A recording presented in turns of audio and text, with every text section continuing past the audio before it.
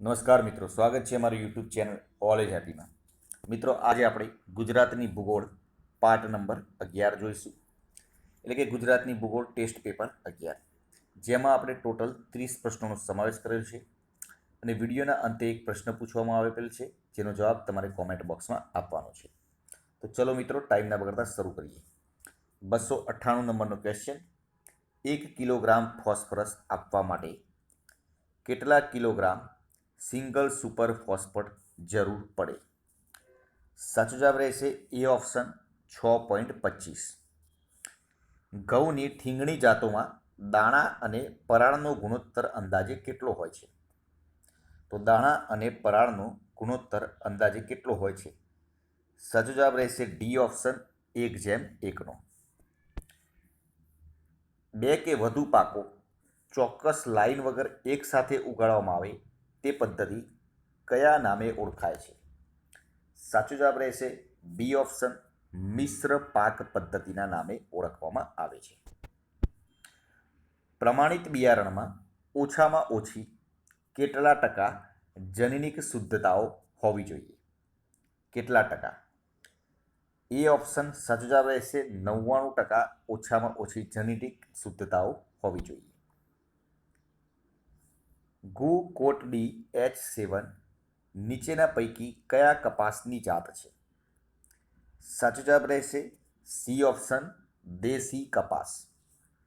વૃક્ષો અને ઘાસની સંયુક્ત ખેતી કયા નામે ઓળખાય છે? તો વૃક્ષો અને ઘાસની સંયુક્ત ખેતી સિલ્વી પાસ્ટોરલના નામે ઓળખવામાં આવે છે, એટલે કે બી ઓપ્શન સાચો જવાબ રહેશે. એમોનિયમ સલ્ફેટમાં નાઇટ્રોજનનું પ્રમાણ કેટલું હોય છે? એમોનિયમ સલ્ફેટમાં નાઇટ્રોજનનું પ્રમાણ 20% હોય છે. નીચે પૈકી કઈ જમીનોની ભેજ પાણી સંગ્રહ શક્તિ વધુ હોય છે? સાચો જવાબ રહેશે ડી ઓપ્શન માટીયાળ જમીનની ભેજ પાણી સંગ્રહ શક્તિ વધુ હોય છે. શંકર 4 કપાસના શોધનાર કોણ હતા? શંકર 4 કપાસના શોધનાર કોણ હતા? Doctor C T Patel. B option સાચો જવાબ રહેશે. હેક્ટરના ચોરસ મીટર કેટલા થાય? હેક્ટરના ચોરસ મીટર એટલે 10,000 ચોરસ મીટર બરાબર 1 હેક્ટર થાય. બ્લુ રિવોલ્યુશન ભૂરી ક્રાંતિ કઈ બાબત સાથે સંકળાયેલ છે? તો ભૂરી ક્રાંતિ કઈ બાબત સાથે સંકળાયેલ છે? સી ઓપ્શન સાચો જવાબ રહેશે મત્સ્ય ઉત્પાદન સાથે. ગુજરાતમાં એશિયાનો સૌથી મોટો સોલાર પાર્ક ક્યાં આવેલો છે? ગુજરાતમાં એશિયાનો સૌથી મોટો સોલાર પાર્ક ચારણકા પાટણ ખાતે આવેલ છે. સુરત અને ખંભાત કયા ઉદ્યોગ માટે જાણીતું છે? સુરત અને ખંભાત ઝરીના ઉદ્યોગ માટે જાણીતું છે. કડાના બંધ ખાલી જગ્યા નદી પર બાંધવામાં આવે છે. દરેક મિત્રોને ખ્યાલ જ હશે, મહી નદી ઉપર કડાના બંધ બાંધવામાં આવેલ છે. ઇફકો ખાતર ક્યાં સ્થપાયેલ છે? ઇફકો ખાતર ક્યાં સ્થપાયેલ છે? બી ઓપ્શન કલોલ ખાતે. સૂર્ય મંદિર ક્યાં સ્થપાયેલું છે? સૂર્ય મંદિર ક્યાં સ્થપાયેલું છે? મોઢેરા ખાતે આવેલ છે.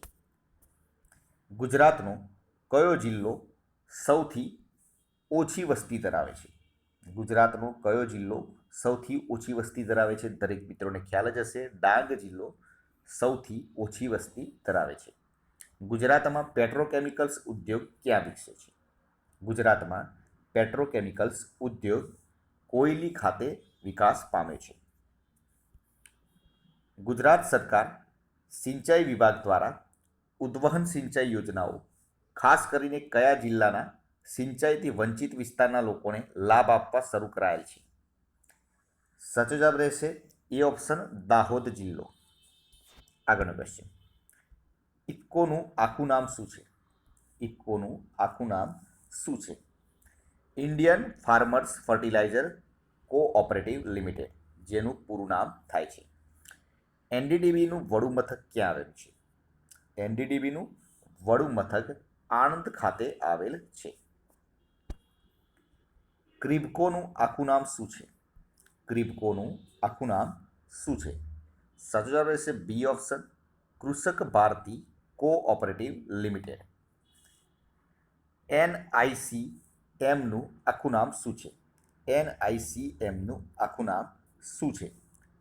સાચો જવાબ રહેશે B option, national institute of cooperative management. Tapi નદી કઈ પર્વતમાળામાંથી નીકળે છે? તાપી નદી સાતપુડા પર્વતમાળામાંથી નીકળે છે. પોળો ઉત્સવ ગુજરાતના કયા તાલુકામાં ઉજવાય છે? પોળો ઉત્સવ વિજયનગરમાં ઉજવવામાં આવે છે. દરેકે મિત્રોને ખ્યાલ જ હશે. વિજયનગરમાં આવેલી પોળો ઘણા લોકોએ જોઈ પણ હશે અને જોવાલાયક સ્થળ છે.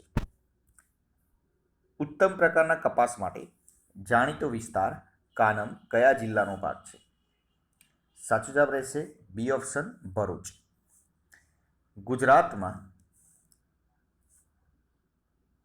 ગુજરાતના નીચેના પૈકી કયા બંદરનો મત્સ્ય બંદર તરીકે વધુ વિકાસ થયો છે? સાચો જવાબ રહેશે એ ઓપ્શન, વેરાવળ.